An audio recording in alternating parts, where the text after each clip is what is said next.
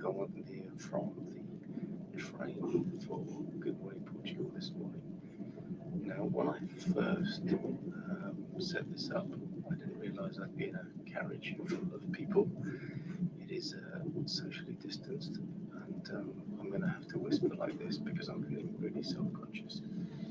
I'm surrounded by loads of people. You can see there's a gentleman behind me, and I'll need a bit of feedback from you to let me know if you can hear me.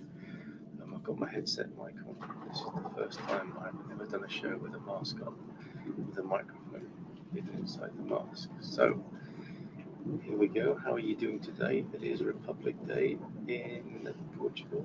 So I'm going to tell you a little bit about that. 5th of October 1910 is when it dates back to, and the revolution to overthrow the monarchy and become a republic, but only for a few years.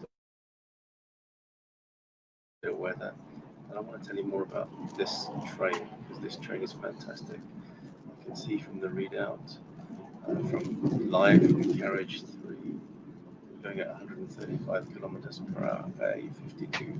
It's 14 degrees centigrade outside. Let's see what the rest of the weather is looking like around the country.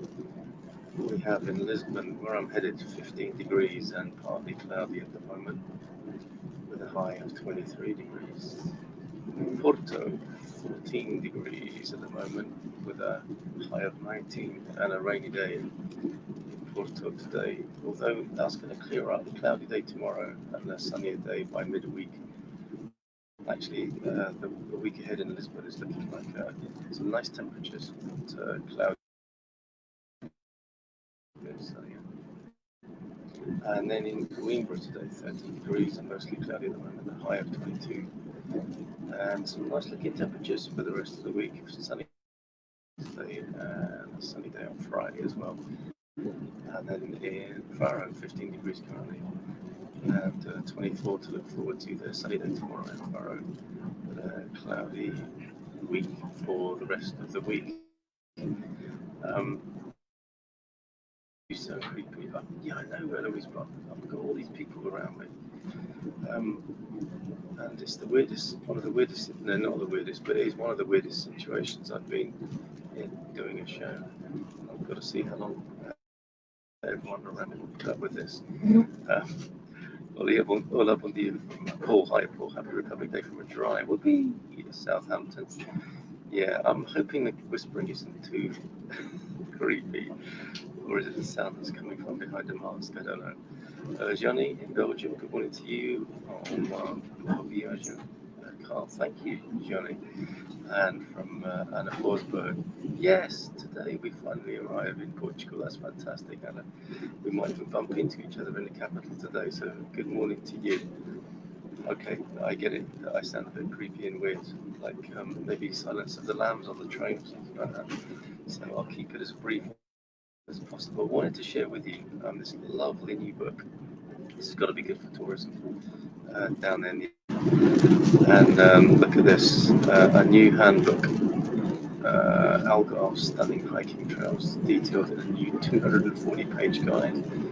A new guide providing information on 51 of the Algarve's best walking trails has been launched by the Algarve Tourism Board, and is available for download in English directly from visit algarve.pt. Trails are broken down into 2 categories: small, less than under 30 kilometers, and large, over 30 kilometers. The latter category includes an overview of each of the Algarve's 4 main walking trail networks: the Via Algarviana, Rota Vicentina, la Grande Rota de Guadiana,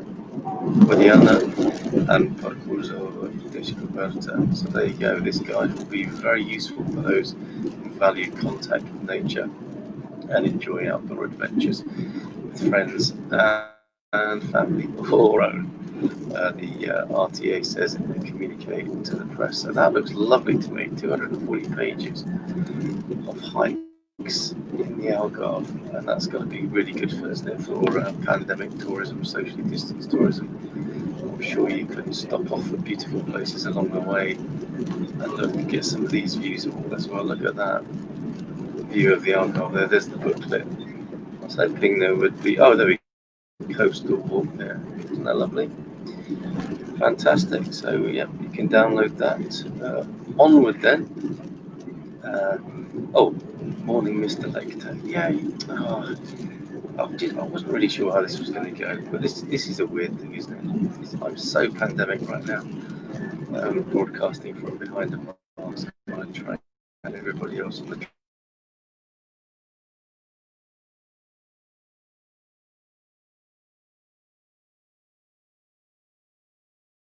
is wearing a mask. Oh, I'm dipping in and out of my signal. Actually, I'm using the train's Wi-Fi. It's pretty amazing. That's another one of these wonderful things about the train system here. Thanks, Owen, by the way. Appreciate that, mate. Safe journey for you today. So let's say Palavra do dia today is Segura, safe, yeah? Hold on a minute, what's Gary saying? What happens when you need your tea or water? I think that's a Hannibal Lecter reference, isn't it? I've already been to the refreshments here. Very good lavatories on here, very good refreshments on here. And it is a bit weird because it is behind glass, Gary. The resemblances to Silence of the Lambs are just a little bit too eerie this morning. I did ask for some fava beans, but it was a bit early, and there was no Chianti available in on the breakfast buffet this morning, sadly.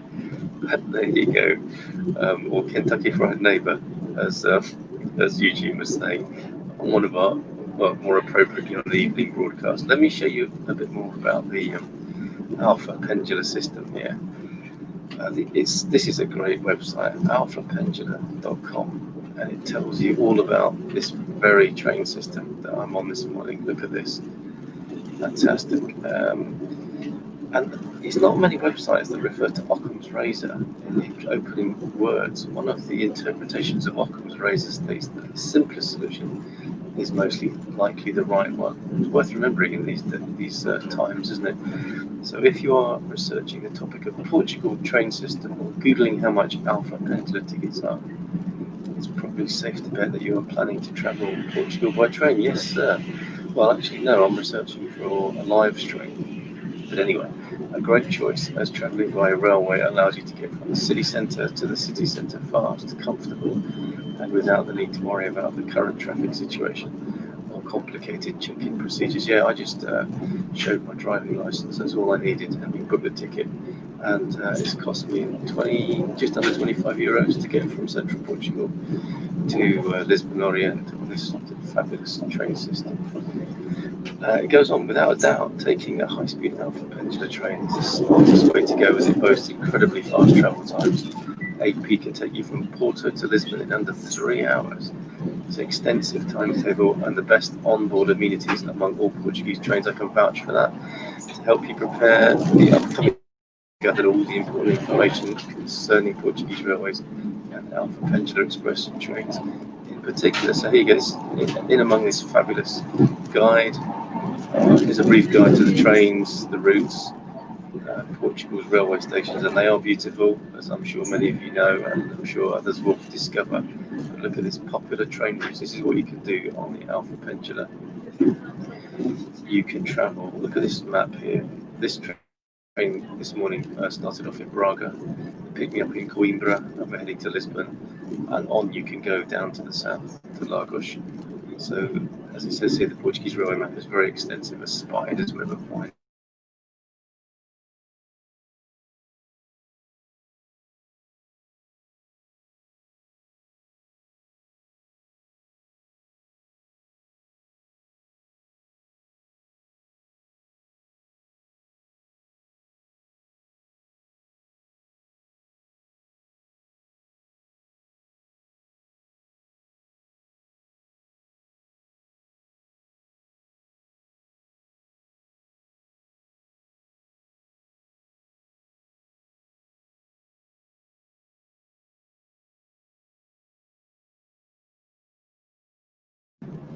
Can you give the link to the trail guide for the Algarve again? Absolutely, yeah. Let me just pop that in the comments for you there, Anna.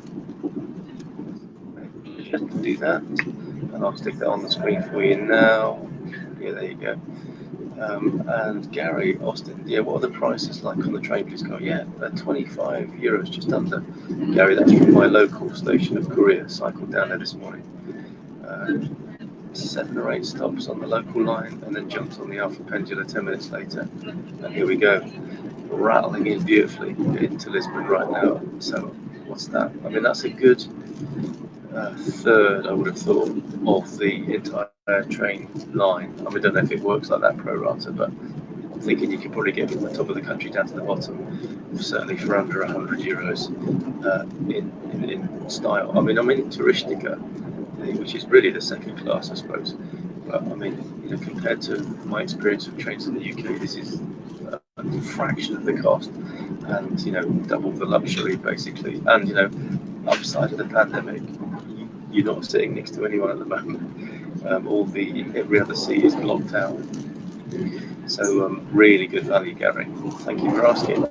Okay, finally, then I'm not going to bother my fellow passengers for too much longer. And this must be the weirdest thing to see if you're looking at the subtitles. You can just see a guy with a mask on.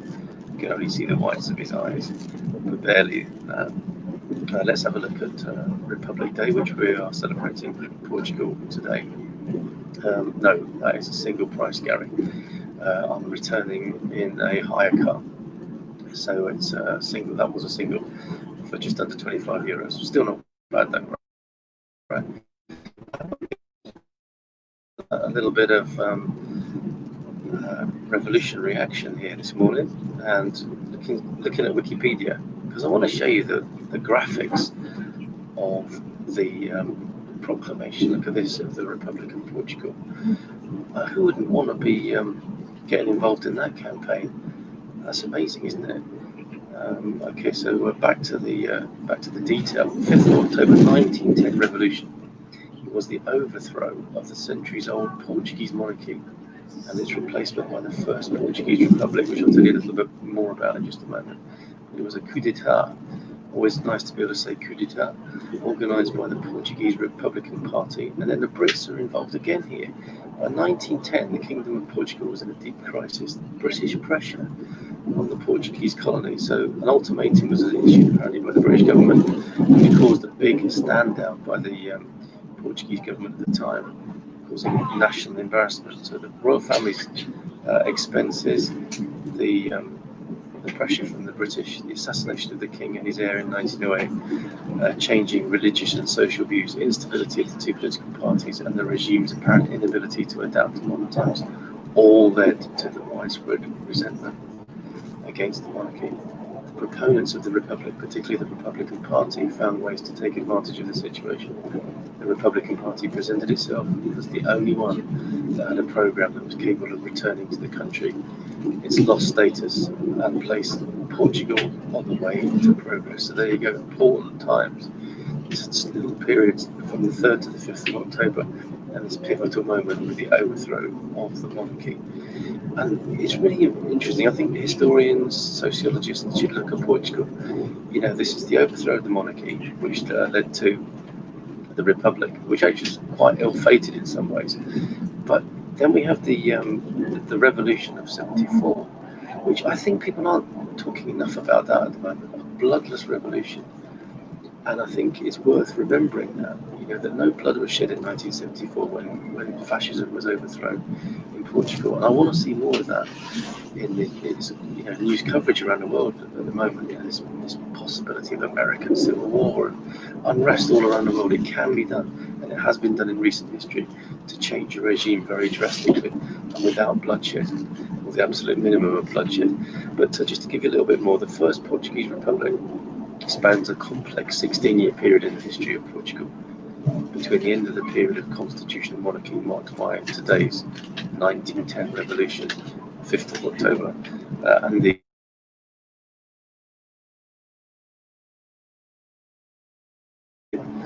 known as the Ditadura Nacional, national dictatorship that would be followed by the corporatist Estado Novo regime of Antonio Valdivia Salazar.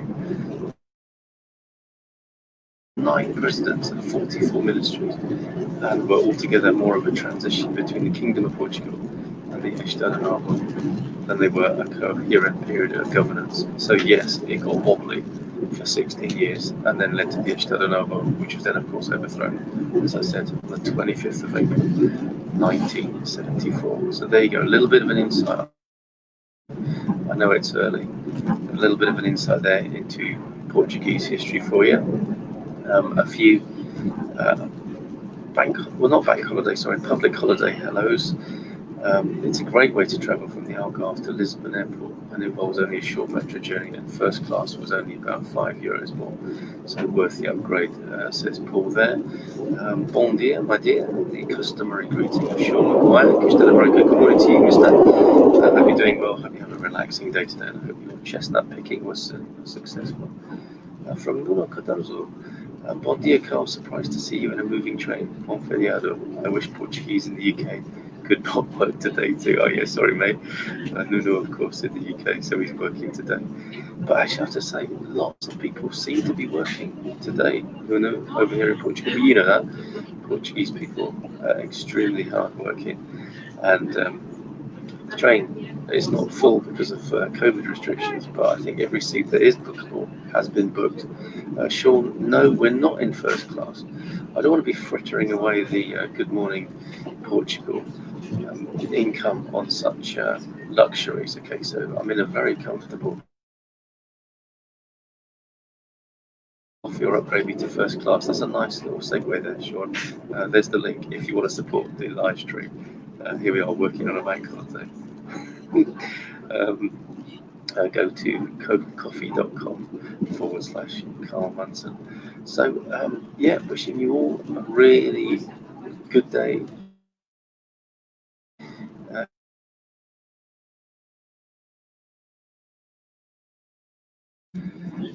I just was saying it's another day of nice for you, retired expats. Have a good one, and we'll see you tonight for the Portugal playlist where we play music that was all part of your planning process for coming to Portugal, your road trip music in Portugal, and the music that you've discovered since being here in Portugal. And we'll see you again on the live stream back at base tomorrow morning. So have a good one, take care, and happy Republic Day to you. Take care, and bye for now.